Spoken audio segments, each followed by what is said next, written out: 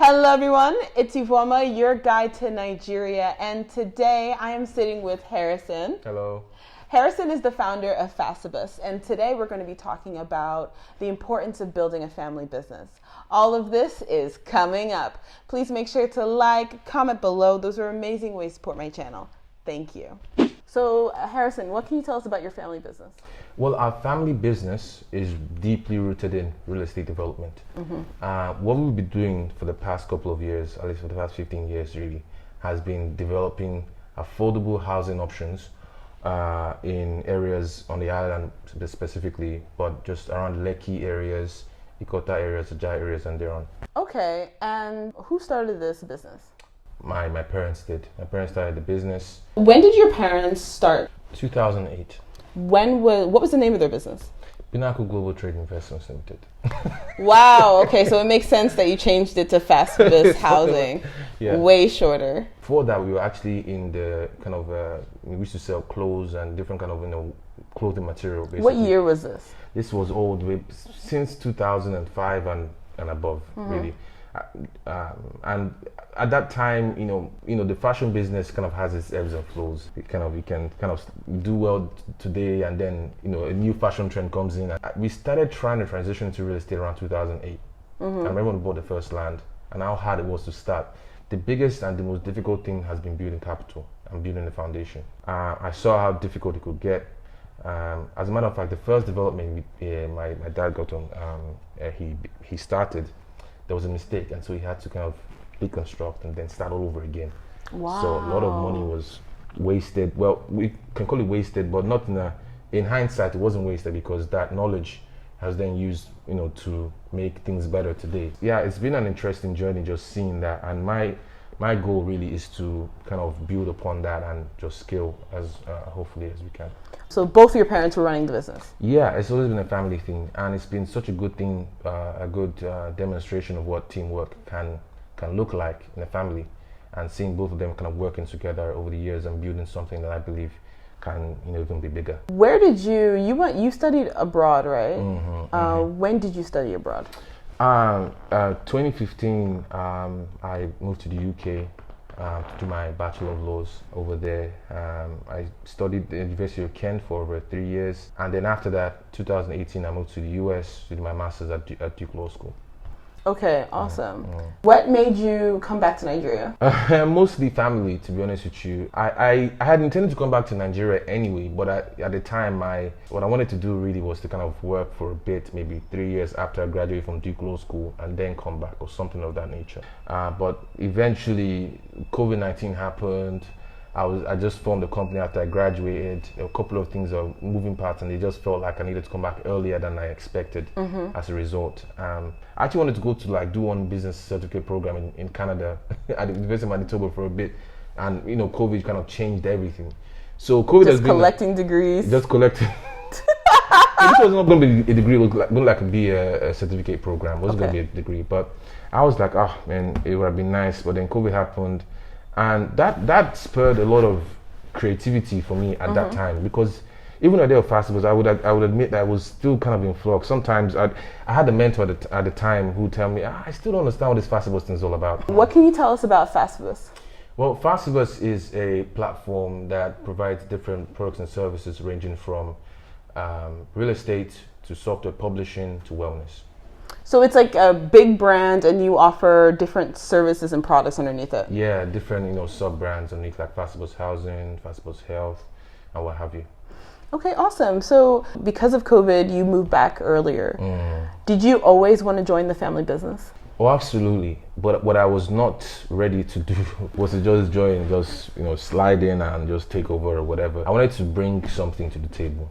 That's why you started your business? Yes, in the US before I came back. Okay. I was like, and it's just going to be so difficult.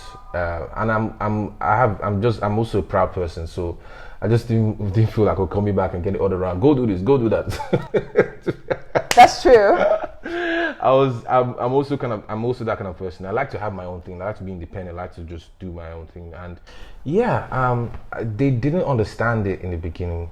The idea of Facibus, understandably so, because I explaining it sometimes like, what is that about? They were just looking at you. Yeah. I said, this slogan, go far together. What are you trying to say with that? They only really got it. My dad really got it 9 months later. 9 months after the fact is when he said, oh, Harrison, I think I get what I get it now. When did you approach your parents with the idea of Facibus? This was in 2019.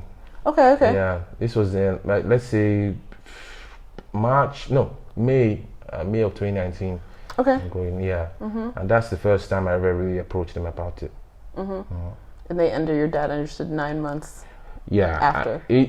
I would still say, like, there's some parts of it's like, today I need to kind of explain again. Yeah. Yeah. But yeah, he definitely didn't get it for a long time. You're trying to come back. You try to move back to Nigeria during a difficult time to really push your family business in a new direction. Did you get pushback from your parents? There was friction as opposed to pushback per se. Because they wanted you to come back and work in the business. In real estate, and that was it. They wanted you to come back and work in the real estate part. Like you said, your parents had a real estate company since 2005. 2008. Since 2008. And so they wanted you to come back and work on that. And then you came back with the idea of Facibus being this platform and a lot of services and things. And they're looking at you like, we just wanted you to come back and work in real estate. Like in our houses. Okay. Yeah, there was friction because because of these other kind of services and what have you, they didn't know where exactly it was going to go. So there had to be this period of kind of filling out process, understanding what's going on. I need to see your business plan. I need to see what you're thinking about, where you're getting this data that you feel people actually like it and things like that. The other. So there had to be this process of trying to engage them slowly. There was friction, but I think we're in a better place of understanding each other, understanding the importance of diversification, understanding the importance of also building on the main core business, which is the housing. When you saw your parents, I remember when you told me that you're not an island baby, you didn't grow up in a position of affluence and wealth. No. Where did you grow up? Really, Igamu. Where is that? That is on the mainland. Just think about it as after Surulere. Okay, so when you were growing up there, you said that your mom and dad started little smaller businesses before. Yeah. Okay. So around that time, my dad was still in the spare parts business. He used to get, like car spare parts. Car spare parts. Okay. It didn't work out. Things were getting a little bit, difficult. And so I couldn't even afford to pay 115 naira back then to lesson fee to go to school, primary school. It was really bad. But we left really around 2006, 2005, 2006. That's when we moved into the fashion business, the clothing, material, and selling clothes and whatever kind of business. And that was doing well initially? That was doing well initially. We moved to First Stack. Was going to the secondary school, primary school in First Stack. Things were looking good. Then that business started to have problems as well. That business started what? Started to have problems, started, not doing so well and having the ebbs and flows and ups and downs. And that's difficult when you're trying to expand into other businesses when your main business is not stable. How did your parents handle that? They will tell you it's with prayer and fasting and all this kind of thing. But seeing it when you were growing up. It was hard work. A lot of sacrifices, waking up really early hours in the morning to go to work. Because what they noticed at the time, if you don't mind me going into this, was that a lot of sales were made in the wee hours of the morning, like 5 a.m., 6 a.m., especially in Balogun, Lagos Island. A lot of sales of what? Sales of clothes were made because it was wholesale.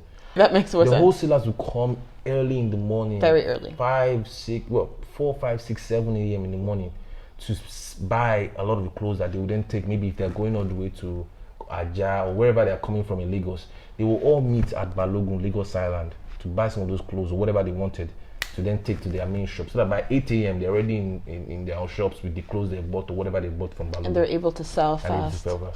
So it was those kind of sacrifices that they made. That was not the only thing that made it happen, make it work. But that's one key thing that they realized. I just found out how hard it was to just raise capital. That's one of the things I learned, and how sometimes it can be demoralizing when something impedes your progress and you're trying to do well, something just stops it and then you have to start over again. Yeah. How did your parents handle that though? Being I was young, I can only speak from what I saw then. Yeah, from what you saw, of course. The biggest thing I think they did was they tried to be more strategic. They tried to put in a lot of effort, but it wasn't just about hard work. It's about smart work. They applied a lot of, just brain power into realizing when to do a particular thing, when to take a particular action in business, and when not to, when it's too risky. Okay, we take risk in business, but not, this risk is just too much. We need to just step back a little bit and try later. Sometimes it's not your time. One of the biggest things I learned is failure is going to happen. You're going to fail. It's just about what you do when you fail. Do you re-strategize? Do you find another way around the problem? I don't know how else to put this, but I just remember them working, finding another way towards, or hiring somebody better, or just speaking. I think one of the good things like that was he tried to find people to mentor him as well. Okay. Yeah. Tried to find people to mentor him, because especially when he was going to real estate, he just couldn't figure it out. It's a lot of moving parts. Yeah. But seeing your parents struggle like that, why are you interested in business? I think the biggest thing is I can see the potential even amidst all those challenges. When you are in the right business, or at least in the business you care about, it's all about finding a problem that you really care about solving. I think that's where it comes down to in business. I mean, your parents then, so your parents struggled and then they started doing well somehow because they paid for you to go to the UK, US. Absolutely. But it wasn't smooth either. Yeah, it wasn't smooth, because even in those sort of circumstances, we were having issues where, especially when Buhari came in, I think about 2016 or whatever, the Naira dropped. And when you're abroad, the biggest thing that we faced in our family business is the currency fluctuations. Because whenever you're about to get to a certain stage, you're finally gotten here, something happens and then you're down again. There was a time period where my dad was actually doing well a little bit, especially in real estate. We're doing well as a family, and then my grandmother dies. So now he spent a lot of money to do the burial. Yeah, of course. Maybe something happens, and then it's about to go, Naira then drops again. So we're just having those issues over and over and over again. And that's why I wanted to form the company in the US, because I felt like we need a business with a currency that is more stable. So you formed Facibus in the US. Okay, yeah, that makes sense actually. Yeah. Are you registered here though? Yeah, we have two companies, as I was mentioning to you before. Harrock Properties LLC in the US and Summit Homes Limited in Nigeria. Seeing your parents go through these hard times, you said before there was lessons that you learned from watching them. Like I said, the biggest lesson I learned was trying to surround yourself with people that, just from not from a business perspective, from a network perspective, surround yourself with people that would encourage you. They used to have a couple people just dissuade them from some plans they wanted to make in business and say, oh, that's not going to work, don't try that, try this one or try that. Having strong belief in whatever you're doing. Faith, not just blindly, but backed by maybe some evidence or proof that it's going to work. And whatever people say doesn't hold as much water. Yeah. As opposed to what you found out, what you know can work. So having that vision is very, very important. The biggest thing I've learned is, as an entrepreneur, you have to have the vision. It's your job to envision everything. Sometimes it might not work out the way you planned it, and that is fine. Sometimes you might start from a position, that just doesn't make sense to anybody else. To allow the business model kind of, come out from that process. Yeah. Yeah, that makes perfect sense. Okay, so when I remember you told me that you noticed that a lot of Nigerians are not coming home to lead their family business. Can you talk about that? Oh, that's such a big topic. One of the biggest issues we've had over the years is brain drain. Sometimes brain drain from maybe very skilled and talented people leaving the country because there's no opportunities here. There's also another type of brain drain of families that have done, especially maybe the father or the mom, that have done really well for themselves, but the children are not there to take up the baton and just keep on running. And that is a very big problem, because so much knowledge and resources and just intellectual property is wasted, because that the children or the nephews or whatever are not there to kind of help out with kind of furthering that business model. Yeah, of course. Have you seen this though? Like, because actually, to be honest, when he mentioned it earlier, I did notice that. I noticed I've been hearing about families that are doing extremely well, but all their kids they sent to study abroad with the understanding that they were going to come home, and they never came home. Yeah, and they just stay abroad. They just stay abroad, and they don't want to handle the family business. So they're looking for like nieces and nephews. They're reaching deep into the family to pull out an heir because it's a problem because what you have is that most of these parents and whatever they will trust their children more than maybe any other maybe nephew or any other. Of course, you trust your child more, especially because you train them for this particular role. But do you think they're training them though? Because I've noticed that of course you're training them as a person, of course, home training, but I noticed that I feel like some parents are not training their kids in to take over the business, or it would be automatic the kid would come back to take over.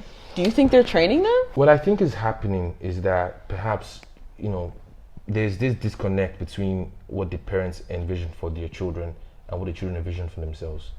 Yeah. In my opinion, I just happen to kind of find that meeting point between what my parents want and what I want. And that's not the case for everyone. I don't want to judge as to say, okay, you're not training them well enough. Sometimes you can train a child, but the child is just going to go do what he wants to do, especially after they've left the home. Bye-bye. Yeah. Bye-bye. That's it. Like, they will go out there into the world and they meet more things. They just see more than what you told them. They have more experience. And sometimes you can't expect that with every child you have. I think it's understandable. There's stories like that. There's stories, VGC, my aunt lives there, my other friends and family live there. We used to just talk about these stories all the time. Oh, this family, they're into oil and gas, whatever. Their dad has been running this company, doing really well. Look, he's old, he's begging his kids to come back. They don't want to come back. They say, Dad, I'm working, this one and the other. And before you know it, the dad passes away. All that knowledge, experience, everything, gone. Because once he can't pass it on, it's gone. He dies with it. Yeah. And the children are not there to, even if one of them came back, imagine the responsibility. Yeah. Because the pressure your dad had was, as a matter of fact, he didn't have any pressure coming up because nobody knew, especially if he started from scratch. Yeah. Nobody expected anything from him. Yeah, that's true. Yeah, just like, oh, you happen to be great. Okay, no problem. Yeah, join us. But when you are coming into something that's been established, the pressure you have now, you have high expectations because everyone is expecting that you build upon that thing that your parents started. Well, yeah, you have to make it greater. You have to make it greater. It's the assumption. So if you don't, they are failed. Yeah, that's true. I didn't even think about that. Yeah. No, that's the truth. So is that the pressure that you feel with Facibus? Oh, well, yes. The only good thing I have is kind of done for myself is that I'm trying to diversify out of it. So like, as far as the ones, they would definitely judge me on the housing part in terms of, oh, if that did better.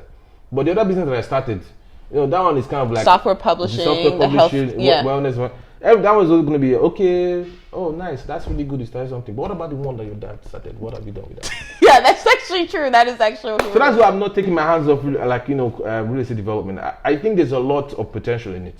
You understand? I'm just not going to do it the same way. So when you came back and you told your parents about Facibus, it took them 9 months. It took your dad 9 months to understand what you were saying. What other ideas were you trying to change, and then there was some pushback? Where I got real pushback was when I tried to make changes to the housing side of things. As a matter of fact, the Facibus side, and that was okay. Nobody even bothered about how to run that business. But the where it got difficult was in the housing side. So the project managers, at the time when I came in, they didn't have a log sheet where they would put in all the materials that came into the sites or the amount that was spent to pay for the laborers that day. You brought that idea. Mm-hmm. So I brought that log sheet in, and there was other ideas I brought in as well. Like even we would sign receipts and sign contracts. Just making it more efficient. And record keeping. Very, very important because I feel like data is the biggest asset any company can have. Mm-hmm. Okay, so how did you deal with the pushback? How I handled it is try to keep an open dialogue. Try to keep talking. Sometimes it won't be the first time they would accept it. Second time, third time, maybe I don't know how many times. You just have to just leave the door open for dialogue. That's the best thing I think I did. Nothing will work for everyone. Sometimes the parents don't want to hear of it. It's like, I don't want to hear it. That's the end of it. Yeah. And you have to make some tough decisions.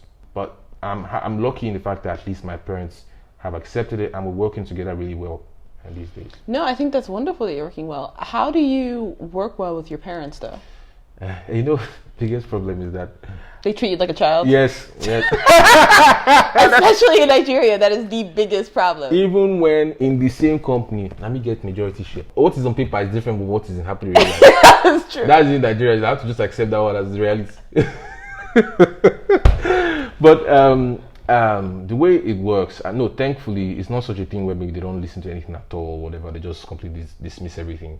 It's not that. It's just that it just happens sometimes. But again, it's all about trying to be assertive. Sometimes you just say, oh no, this is not going to work. This is how it should be done here, here, and here. Mm-hmm. But I can't change everything. What I'm trying to do is just create my own path in the same family business, such that let's say I'm in control of this project development we're doing now. On my side, things will have to work a different way. But on his side, I cannot change everything. Or my mom's side, I cannot change everything. So you pretty much, their domain, like your dad is the construction. Mm-hmm. What is your mom's domain? Like still think business development and construction as well. So you kind of keep hands off. Yeah. So I try to because in the same way, if they came into the software side of things I'm doing or wellness or whatever, mm-hmm. I might be a little bit touchy about why you want to change that? Oh yeah. But sometimes my dad actually does that. So, why don't people do this to get more users on your platform? I'm like, we're just still working. So it's like I stay on your side. Yeah, stay your side. There's this I think division of labor. There's this division of labor that's happening. Is that the right phrase? No, it is. Such that we have our own domains, and that is fair. That is okay. Okay, don't touch the big domains, but you can make little changes. You can make little changes to the big domains for the benefit of the whole family, but you can't change everything, mm-hmm. especially because your parents will always see you as their child. Yeah. Okay, so what is your advice for other people who wanna, who are looking back home to maybe join their family business? Thank you. That's the only thing the only kind of advice I can give to anyone is. It's not just people that are just trying to come back, but for people that are trying to come back to a family business. Yeah. You need to come back to help out. We have big issues here and big problems that if you care about, you can actually make a difference. Mm-hmm. The downsides with Nigeria, of course, currency fluctuations, or sometimes the business environment is quite harsh, and the talent. We have a lot of talent in Nigeria, but the working culture is hard to work with. It can be hard. Mm-hmm. But if there are also other upsides, if you make it in Nigeria, like if you find one thing that makes it in Nigeria, you will make money. You understand? And more importantly, you have a foundation for you to start from. Yeah, so if you have something you're going back to in Nigeria, find that one thing maybe that you can contribute to the business, mm-hmm. and scale from there. But don't forget the core business. Still work with the core business. Work on other things to help diversify and create growth channels in other forms of businesses, but still very very important to come back and work with your family. Like it's hard, it's really hard and bad to see where families are just losing just a lot of progress that's been made, a lot of foundation has been built as a result of people just staying abroad and not coming back home. Yeah. All of this also depends on how old your parents are. My parents are still young, thankfully. Yeah, very young. Yeah. So it's like if your parents are in the late 60s, 70s, and you're still abroad, come back and help out. It's very important. It's very important. Mm-hmm. I'm already thinking ahead. Hopefully, I can build something to where my kids could help to also further. Yeah. So that's also the angle I'm looking at it from. If I can do something and set everything in order to where my children can then see and build upon the things I've done, that would be great because. Generational wealth is very, very important. It's everything. I mean, that's one of the things about, sorry if I'm digressing, other things about, even Europe and whatever. Like you see some families, some areas of these big companies, they're still sitting on wealth of 10 generations before them. I know, it's crazy. It's ridiculous. And this is something you okay, let's find a way to get to that. Yeah. Where your great grandchild can still be benefiting from the money you made how many years ago? Yeah. Oh, come on now. That's what I want to. That's my dream. Yeah, that makes perfect sense. Okay, well, thank you so much. Also, you have a new platform. Can you talk about that? So, Pillow is a platform that helps people find affordable housing. And this is what you started recently? Yes. Okay. Yes.